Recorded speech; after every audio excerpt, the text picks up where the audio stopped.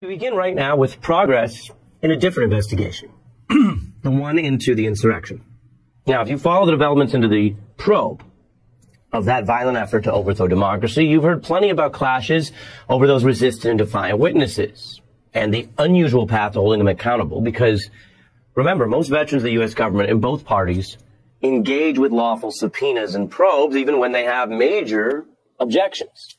It is a feature of this Trump era that several of these former officials and others are just openly defying the probe, leading to contempt of Congress for Steve Bannon. But here's the thing. Those stories draw attention because they're unusual, not only across history, but they're unusual inside this probe. And that's something I want you to remember as we turn to a big development tonight, because the House committee continues to sit most of these witnesses down, including recently Trump's own family members, and grill them and get evidence and fact check them and compare notes. That process is playing out, and the vast majority of the time it's working. Today, something very important happened. The lawyers who served at the very top of Trump's White House went through that same process as Jared and Ivanka and so many others. Today, two of them facing a grilling by the January 6th committee. Trump's White House counsel, Pat Cipollone, a key player who saw the signs of extreme and possibly unconstitutional moves and tried to stop some of them, according to the evidence. You may recall Bill Barr, when Attorney General, shot down Trump's last-ditch voter fraud claims as baseless, as basically lies. Cipollone then had to push back on a plot to try to overrule or outmaneuver Barr by naming some new special prosecutor who might then disagree with what DOJ had found and back lies about voter fraud, and that might somehow fit in to all of the January 6th shenanigans. There's evidence he threatened to resign as well, a pattern that his predecessor used to try to thwart other illegal or possibly illegal plans by Donald Trump. And if that rings a bell, it's because Bob Mueller uncovered that very feature during his investigation. There was the prior White House counsel, Don McGahn, who became something of a star witness in the Mueller probe. So this committee is making progress, reaching witnesses, gathering evidence, and that continues an important accountability process that is going, however, slowly sometimes alongside the DOJ's criminal investigation and prosecutions. And those started slowly too, as we've reported. But they may also be intensifying. That's why with a lot of stories, you have to kind of see how they develop. What was true last year may evolve into something a little different in the portrait of the story this year or right now. Because there are these damning accusations against Trump surfacing in some of these criminal trials. And some of these accusations are coming from Trump's own insurrectionist foot soldiers. There's a defendant now accusing Trump of authorizing the attack in a new court statement. That's from Dustin Thompson. His lawyer says any action that he took was because the defendant, quote, believed the lies. The defendant testified that he viewed all of his actions on the 6th as, quote, following presidential orders, adding, I felt obligated to do what Trump demanded. I felt obligated to do that. Now, let's keep it real. That defense has a kind of logic. I mean, everyone does know that Trump told the people to march on the Capitol, and Trump told Pence to help steal the election, and Trump lied about all that voter fraud as a pretense to try to stay in power, and Trump had people around him planning a coup. They've admitted parts of it. So the fans who marched on the Capitol can argue they took that next logical step of storming it like they knew Trump wanted, like a lot of people think Trump wanted, like Trump seemed to demand. So that's the logic part. I'm using that word very carefully because that type of defense may not have much legal stamina. Private citizens don't usually get to just do crime because they think or feel that a politician requested it.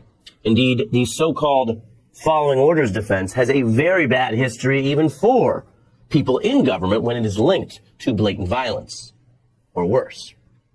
Then there's another court filing that's new that's shedding light on how premeditated this attack was. The FBI has new evidence taken out of the phone of one of those Proud Boys leaders. And it has a discussion of revolution and a plan to occupy government buildings on the 6th.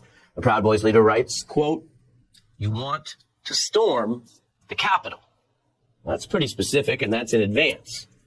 And that's where things are really heating up. If you're watching going, okay, Ari, it kind of sounds like you've got a couple things coming together here that you're telling me about. Yeah.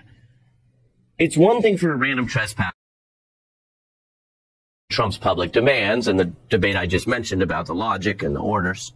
It sounds bad, but it may not be bulletproof evidence of a secret operational plan to have violence support a coup. Let me tell you something. It's a whole other thing when these militia leaders start turning on each other and secret evidence starts coming out to show what may be, and again, we're going to follow the evidence, but has the outlines of operational planning in advance. You've heard about following the money? Well, here the DOJ is following the blueprint. Who wrote it? Who shared it? And did it ultimately reach Trump aides or Trump himself? And then you have that big time story. New this week, an aide to Trump's longest-serving advisor, Roger Stone, who, of course, has also had legal troubles and been convicted of different crimes. Well, this individual who works with Stone caught on tape making a plea to Trump supporters to descend on the Capitol in a secret call, and that was a full week before January 6th. That is bad. That is pretty damning evidence.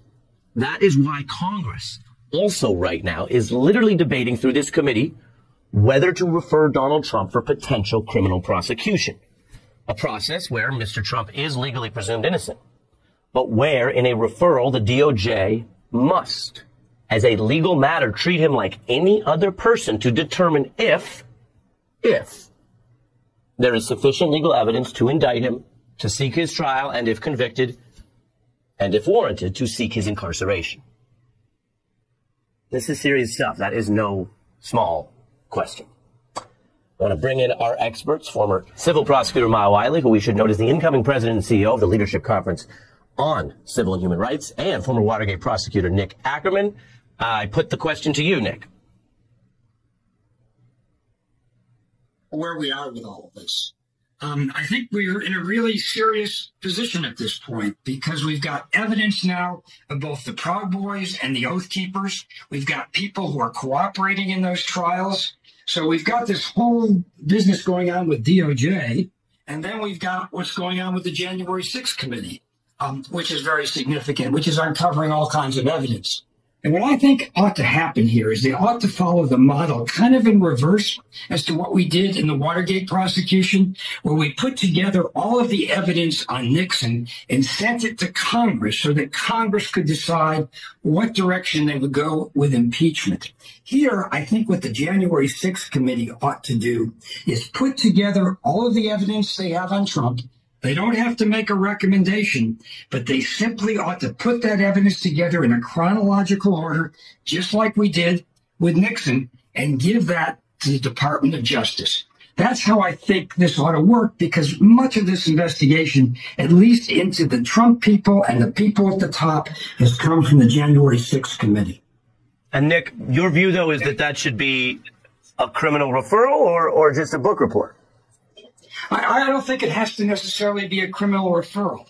When we referred our evidence to the Congress on Richard Nixon, we didn't say it's a referral. It was simply an outline of the evidence showing Richard Nixon's involvement in the Watergate cover-up. Again, here, I think what the committee has to do is put together the evidence that they have gathered and put it together with the testimony, put it together with the documents, and refer that to the Department of Justice so that they can make up their mind as to whether and what to present to a federal grand jury. Yeah. That's how it ought to be done.